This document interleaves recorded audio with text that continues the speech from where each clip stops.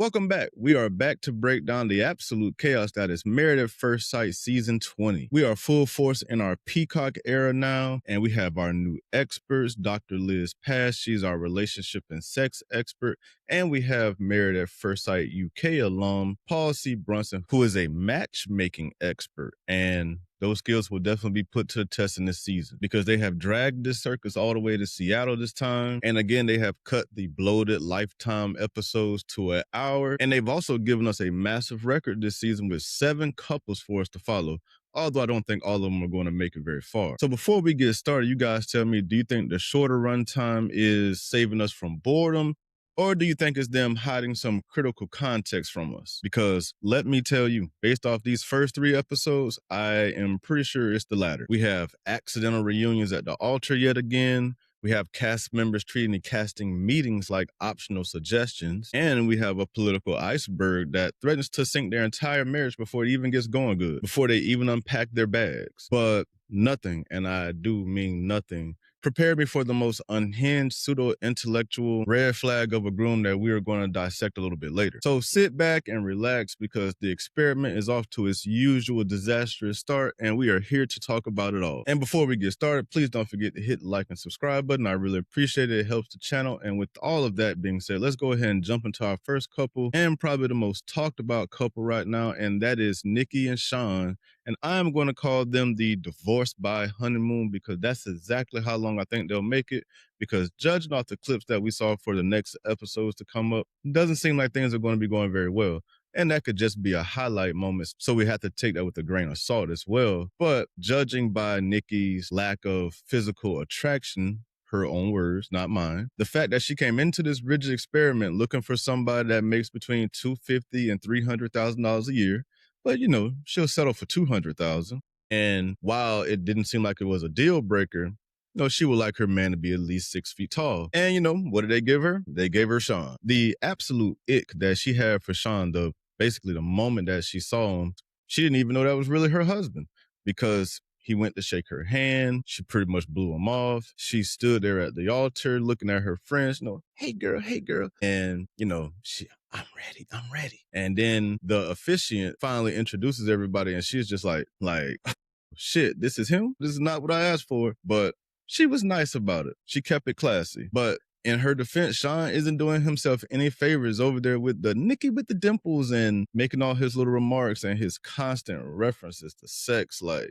this is a horny, middle-aged man, and I understand that you may not have everything going the way you want to right now. Maybe you're focused on work. Maybe you haven't been in a relationship in a while, but I guess you're now married now, but you don't have any kids, so you clearly have probably focused on work. And that's fine. Nothing's wrong with that. But why would you approach somebody that you just met, which I guess people do that too, but maybe not at this big age, about all this sex, and while her favorite position is 69 as well, I don't think she wants to keep hearing about 69 this, 69 that.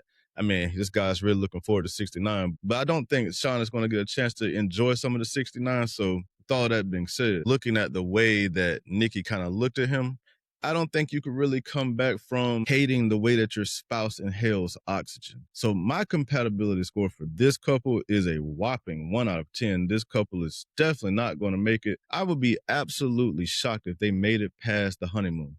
I don't think they're going to make it that far because, one, she's not physically attracted to him. Yes, she said the $200,000 thing, but I honestly don't think that's a bigger deal to him. I think if she would have got a guy who worked hard and made decent money or really good money and was her physical type, I think she would have been okay. But Shawn, and he's kind of annoying, I don't think he's going to make it very long. And judging by the argument that they're going to have, or like I said, we have to take it with a grain of salt because it's just a clip, but just judging from that little clip, I don't think they're going to make it very long. Even before I saw the clip, I didn't think they were going to make it very long. But I'm not wishing any bad on anybody's relationship. I do wish them the best. I hope everything works out this season. I know it's already recorded, so it's already happened. I hope the way it plays out that everybody ends up happy.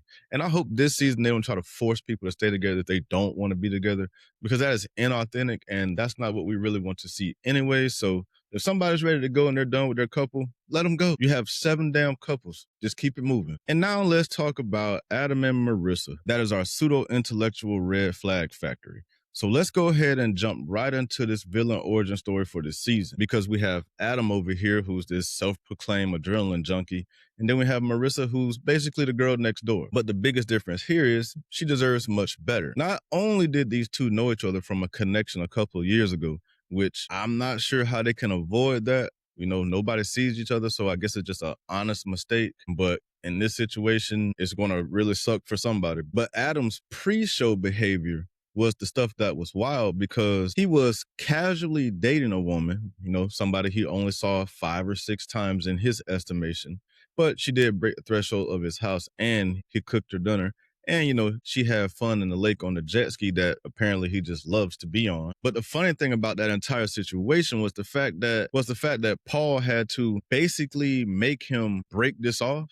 And I'm not sure why this is not something he wanted to do, going into a serious experiment. You should be taking this experiment seriously, but who am I fooling? We know not even the experts or maybe even the producers take this experiment totally seriously, because look at the stuff that we've gotten over the years. But Adam is not really a stand-up guy, in my opinion, because he didn't even want to dump the girl over the phone. He wanted to dump her via text like a child. And then he tried to brush the entire thing off, even though he was visibly upset by it. He tried to brush it off by she didn't like animals anyway, so we were incompatible. We were never going to work out.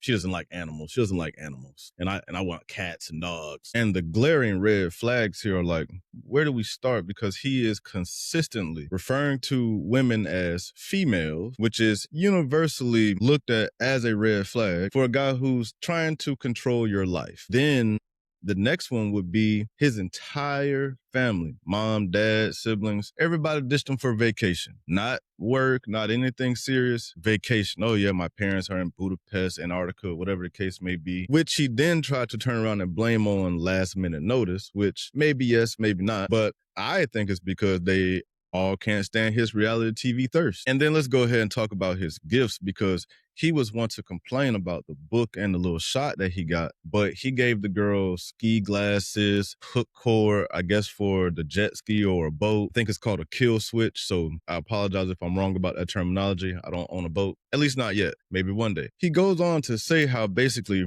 reading isn't active. And this is also the person who claims to be sober, but the person that he's about to marry, and I know it's been a couple of years, but the person that he's about to marry or marry in a situation, he met at a bar. So I think I saw him drinking wine at the table, not sure, but that doesn't mean that he's a drunk or that he just likes to party.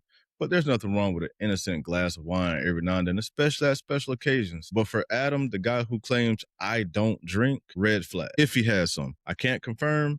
I'm not going back to look at Adam's scene, so you guys let me know if he did or not. One of the biggest early pieces of potential drama I see with this couple, because I do think they'll make it past the honeymoon, but after they get past that lovey-dovey honeymoon stage, because I'm sure they're going to enjoy themselves, I think Marissa's going to realize very, very quickly that Adam is not looking for a partner. In my opinion, I think Adam is looking for a life accessory, somebody that he could just have fun with. Sure, maybe he wants a wife, but he wants her more as a trophy, somebody to kind of stand behind him and just do what he does, because he's also the person who told us that if she's not athletic, I've coached many people into being athletic. So he's just going to force people to do what they're going to do. I do not like Adam, because he seems to think that he can just make people do what he wants. Maybe that's just a bad first impression, but that's the one that I have. And then on to Nick and Courtney, because this is clout chasing versus trauma bonding. And if you don't know Nick, I don't know where you've been the last few years, because Nick has been on three to five different shows. So he is our reality TV veteran. He is very, very used to this situation, being in front of the camera. And maybe that's why he comes off a little bit performative in his scenes. So for those who don't know Nick, he was on a couple of Netflix shows, The Circle, Perfect Match, and he goes on to tell us that he's not trying to be on TV. He's really looking for this to be an experience, and he hopes it works out, and maybe it will. Do I believe Nick? Not yet, but we'll see if he's believable as we get into this season. And then we have Courtney, who seems like a nice person, I guess, but she is definitely suffering from some very deep abandonment issues. And she's also very open about that. So at least she's being transparent and letting people know where she is, because she's also worried about if Nick is getting bored with her, or this is probably goes for any guy that she's dated, but she's worried about them getting bored with her after like 3 hours and you're worried about him getting bored with you, this is going to be a problem. But going to the red flags, Nick's vows sound like they were written by a producer. I'm sure he has a publicist on staff, but he definitely didn't seem like he wrote those himself. Or maybe it was just his delivery that didn't sound very smooth or that it was natural. It just came off very produced or acted out. And maybe that's just my bias because I know that he's been on TV a lot and this is kind of what he does now. Even though he claims that he only works 9 to 5 and he doesn't have an agent, and that may all be true. But that does not mean you're not looking for opportunities on TV. And then you have Courtney over here, who's honestly the perfect vulnerable target for the storyline. But the real hidden Easter egg here with Courtney is that January 6th moment. And I'm not going to spend too much time on this topic. The only thing I'm going to say is that was incredibly awkward. And you know, maybe they could have left this scene out, but maybe they put it in for a reason just to give us context, to kind of pretend like you don't know what happened on a day that something happened. But Courtney plays completely dumb. And I think it's a massive political iceberg that the show is kind of trying to move past. But from what I've seen on the internet, they've already got it. So maybe they shouldn't have had that moment in the show. I don't think when they were editing this episode, they thought about that moment very deeply. And I understand you wanted to give everybody context to the situation, but you probably should have thought about that one a little bit more. Outside of that, it's probably not even going to matter because they're going to have their own drama anyways, because Nick is out here producing his own life and Courtney is looking for real love. I'm not sure what's going to cause them to misalign, but when it does happen, it's probably going to have a rapid fall to the bottom. I just see this kind of blowing up in Nick's face. I don't think he thought about this very much. And if he is here genuinely for an opportunity, I still don't think this is the person for him. Maybe I'll be proven wrong. But for right now, I would give that couple a compatibility score of probably a 2 out of 10. What do you guys think? Because if you look at them on paper, they look like a LinkedIn profile. They don't look like a real couple. And that's just my opinion. And now we have to get to the life of the party, Felipe and Tori. Because Felipe is the Peter Pan of this moment and Tori is your professional. And the reason I call Felipe Peter Pan is because this guy, it's not about his age. It's about this guy is trying to have fun. He is not trying to slow down. And I don't even think him having a wife is really going to make him slow down because I think he's actually another person that's kind of looking for a partner, but I think he just wants somebody to go out and live his active lifestyle with him and party and drink loads of tequila or whatever his fancy is and just have a good time. But he does have a day job. He runs a restaurant for his family. So it's not like he's this irresponsible person. He just comes off like that because he has a very active nightlife. But I do think when the experts decided to put this couple together, I don't think they really did the best screening here. Because how do you cast somebody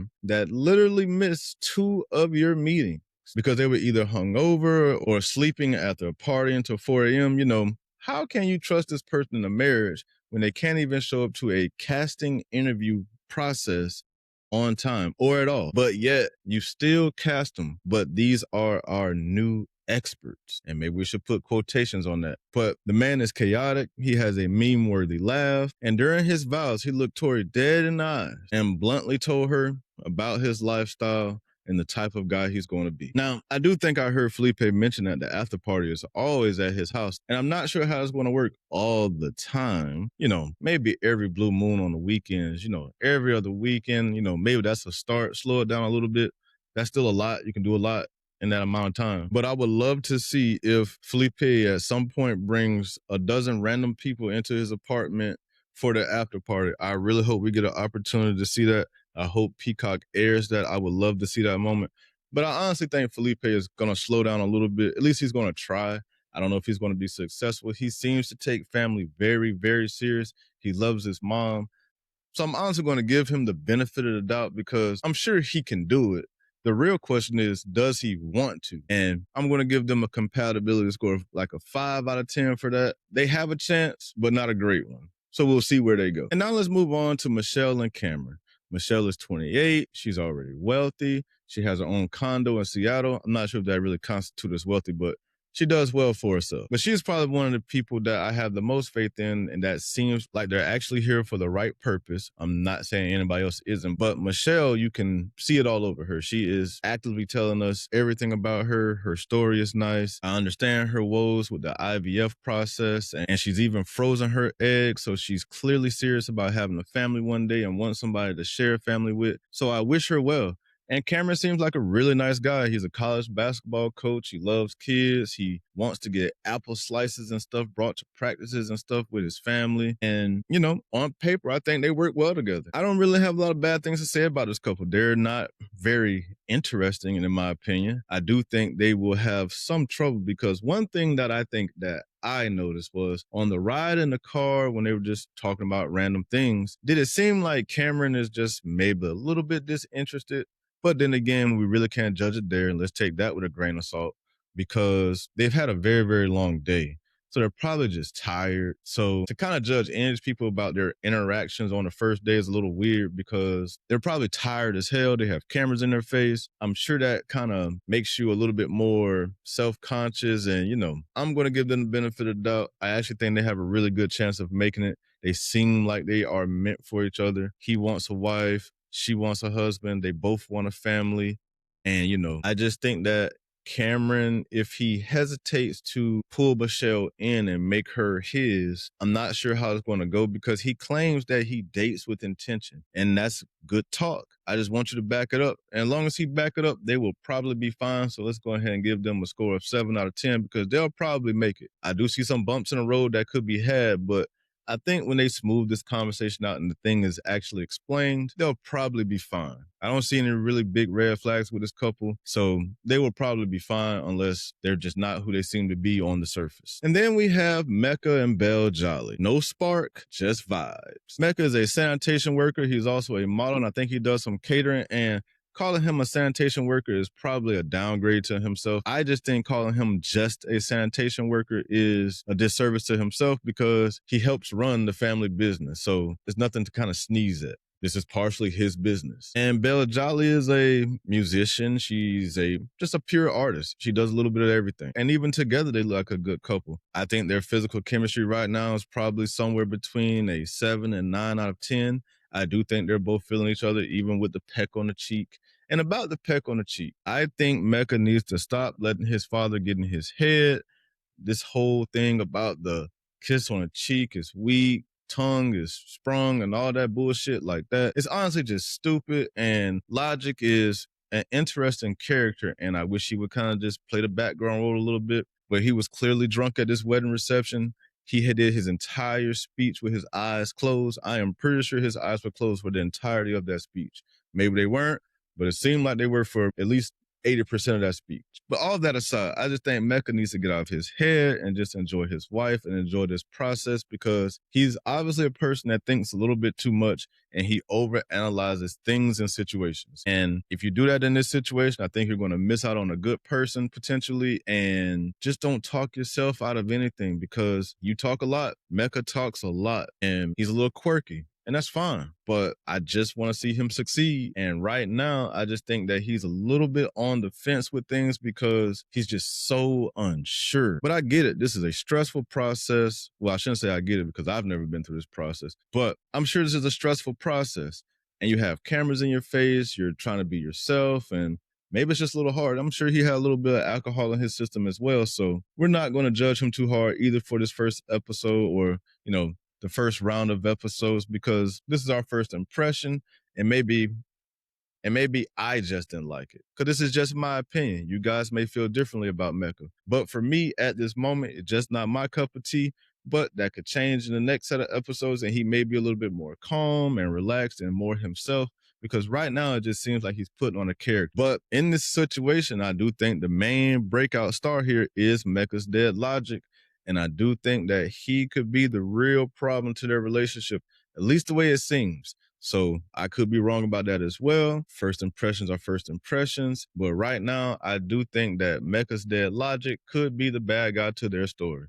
So I think as long as they kind of keep him to the background, at least the way it comes off right now, everything should be fine with this couple. But I do think in that same breath that this couple has the chance to just be a friend zone couple. So we're going to go ahead and give them a compatibility score of 5 out of 10 as well. And that may be a little bit harsh. And you're probably like, why? Why would you give them a score so low? And it's because of a lot of the outside influences. And I really couldn't get a beat on them because of all of the kind of extraness, in my opinion, that was happening around their wedding and situation. It was just a whole lot of talking, and then their individual moments when they were talking to each other still seemed like more than what it should be rather than anything serious.